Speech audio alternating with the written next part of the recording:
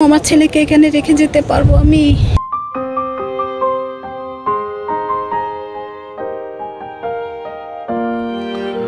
অরিত্র দেখেনি মায়ের সেই মেসেজ, সাগরে সাবধানে নামার বার্তা। ফেসবুক পোস্টে হেসে বেড়াতে বের হয়েছিল বন্ধুদের সঙ্গে।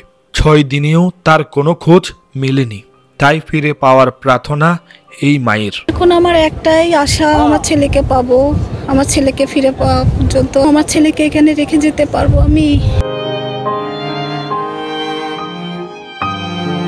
7 জুলাই সকাল বন্ধুদের সঙ্গে কক্সবাজার সমুদ্র স্নানে নেমেছিল অরিত্র। উত্তাল ঢেউ গিলেনি তাকে, সঙ্গে আরো 2 জন, সাতমান ও আসিফ। সেই দিনই উদ্ধার হয় সাতমানের নিতর দেহ। পরদিন সকালে ভেসে ওঠে আসিফ, কিন্তু ফিরেনি অরিত্র। 6 দিন পেরিয়ে গেলেও সমুদ্র যেন নিঃসুপ, শুধু বাতাসে ভেসে আসে এক মায়ের কান্না। থাকে সমুদ্রে নামবা না, ছবি একটু উঠাও, কিন্তু উপকূলে থাকো, এগুলোই বলি। আমি তো আমার ছেলেকে সবসময় সাবধানতার কথাই বলি, এর বেশি কিছু বলি না। অপেক্ষার প্রহর গুনছেন ছেলেহারা এই মা। সমুদ্র পাড়ে বসে থাকেন চুপচাপ, চোখের পাতা ভিজে, বুক কাঁপে, শুধু একটাই মিনতি, মরদেহ যেন ফিরে পান তিনি। আমার ছেলেটা আমার বুকে ফিরে আসুক, এটাই আমি চাই।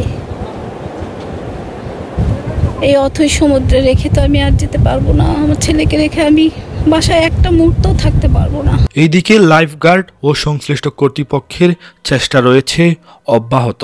ড্রোন সহ নানা প্রযুক্তি ব্যবহার করে 20 কিলোমিটার রেস্কিউ করে চালাচ্ছেন খোঁজ, এমনটাই দাবি লাইফগার্ডের। যেমনটা আপনারা দেখেছেন, আপনার জেড স্কির মাধ্যমে আমরা যে অভিযান চালিয়েছি এবং স্প্রে দেখেছেন, স্প্রে আছে আপনার ড্রোনের মাধ্যমে আপনারা জানিয়েছেন যে ড্রোনের আমরা সাহায্য, এই যে পুরোটা আমরা যে মহেশখালী যা আপনার সোনাদিয়া দ্বীপ আমরা সেটা তন্ন করে খুঁজেছি। আমরা প্যারাবন থেকে শুরু করে সব জায়গায় আমরা তন্ন খুঁজেছি।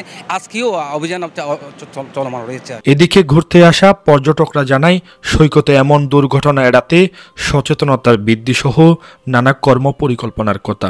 গোসলের সঙ্গে চান নিরাপদ নির্দিষ্ট জন। এত বড় একটা পর্যটন এরিয়া, আমাদের দেশের মানুষ বিদেশের মানুষ, আমাদের এটা 120 কিলোমিটার এত দীর্ঘ সমুদ্র সৈকত, আরও নিরাপত্তা ব্যবস্থা বাড়ানো উচিত এবং পতাকাগুলো সম্বন্ধে সচেতনতা, সারাক্ষণ মাইকিং করা, হলুদ পতাকা কখন নামবে আর ভাটার সময় নামতে দেওয়া হবে না।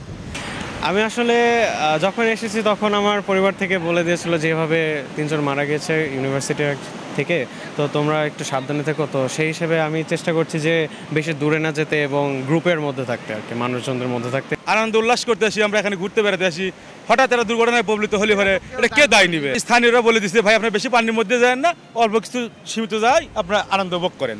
সন্তান হারানোর বেদনা কারো কাঁধে না যাক, আর নিরাপত্তা নিশ্চিত হোক, সেই প্রত্যাশা সকলের। সাইদুর রহমান শিমুল, চিটাগং ট্রিবিউন।